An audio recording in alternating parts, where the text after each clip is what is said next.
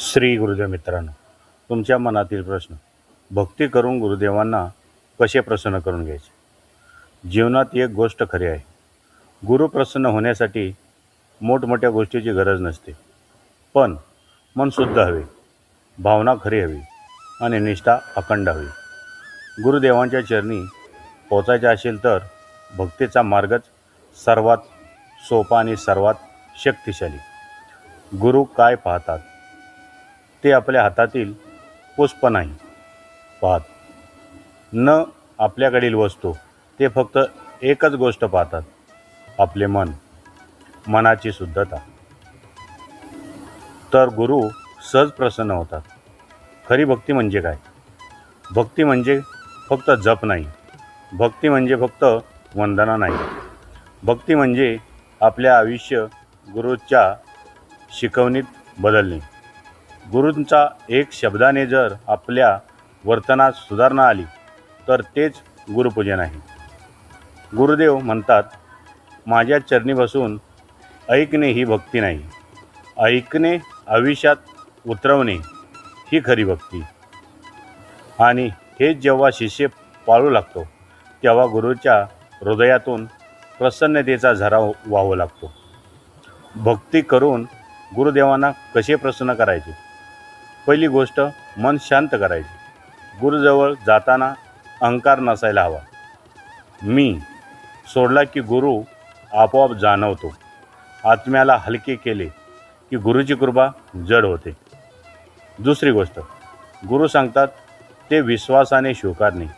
शंका असेल तर कृपा अडते, विश्वास असेल तर कृपा धावून येते. जीवनात आधार असेल तर गुरु म्हणजे दिव्याची वात पेटण्यासाठी आपणच आपले मन ज्वलनशील करावे लागते, निष्ठेने.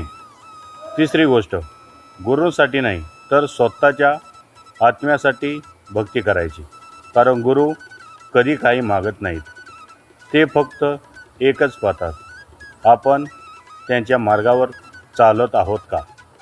गुरु आनंदी होतात जेव्हा शिष्य छोट्या का होईना पण सत्कर्म करतो. आज कोणाला मदत केली, कोणाला चांगला शब्द बोलला, कोणाला आधार दिला, हेही भक्तीचे रूप आहे. गुरुदेव प्रसन्न होतात जेव्हा शिष्य चिंता एकाग्र करून त्याचे नाव जपतो. कारण नावात त्यांची शक्ती आहे आणि जपात आपले समर्पण. गुरुची कृपा मिळवण्याची असेल तर मनात कृतज्ञता असायला हवी. गुरुच्या चरणी बसून शांतपणे म्हणावे, गुरुदेव, तुमच्यामुळे मी आहे. तुम्ही दाखवलेल्या वाटेवर चालण्याची मला शक्ती द्या.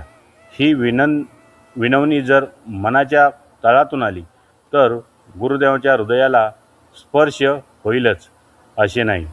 कधीकधी आपण विचारतो, मी किती करावं, किती भक्ती करावी. खरं तर गुरु भक्तीचे मोजमाप करत नाहीत, ते फक्त पाहतात आपण मनापासून प्रयत्न करतो का, तर ते प्रसन्न होतात. भक्ती म्हणजे वेळ देणे. जसे आपण प्रिय व्यक्तीला वेळ देतो तसेच आपल्या गुरूंना वेळ द्या. 2 मिनिटे शांत बसून त्यांचे ध्यान करा. ते जवळ येतात, त्यांचे अस्तित्व जाणवते आणि त्याच्या कृपेने मनातील अंधार हळूहळू नाहीसा होतो. गुरुदेवांना प्रसन्न करण्याचा सर्वात श्रेष्ठ मार्ग म्हणजे त्यांच्यावर पूर्ण विश्वास ठेवणे आणि जीवनात घडणाऱ्या प्रत्येक गोष्टीला त्यांची योजना मानणे. कारण शिष्याच्या जीवनात काहीही अनर्थ घडत नाही, ते सर्व गुरुच्या योजनेचा भाग असतो. आणि एक क्षण येतो जेथे शिष्याचा जप गुरुच्या हृदयाशी जुळतो आणि गुरुदेव शांतपणे म्हणतात, हा माझा आहे, हा माझा शिष्य आहे. त्या क्षणी 100 जन्माची पुण्याई फळ देते. भक्तीचा मार्ग खूप साधा आहे. मन शुद्ध, विचार भक्तिपूर्ण आणि वर्तन गुरुशास्त्रानुसार. यापेक्षा मोठे पूजन नाही, यापेक्षा सुंदर अर्चना नाही. शेवटी एवढंच, गुरुदेवांना प्रसन्न करायचे असेल तर त्यांना दाखवा की तुम्ही बदलत आहात, थोडे थोडे करत योग्य आहात आणि त्यांच्या शब्दांना आयुष्याचा आधार बनवत आहात.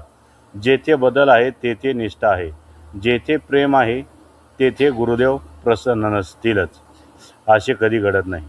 श्री गुरुदेव. मित्रांनो, तुम्हाला बोध कसा वाटला कमेंटमध्ये जरूर सांगा. लाईक करा, शेअर करा, सबस्क्राईब करा. श्री गुरुदेव मित्रांनो.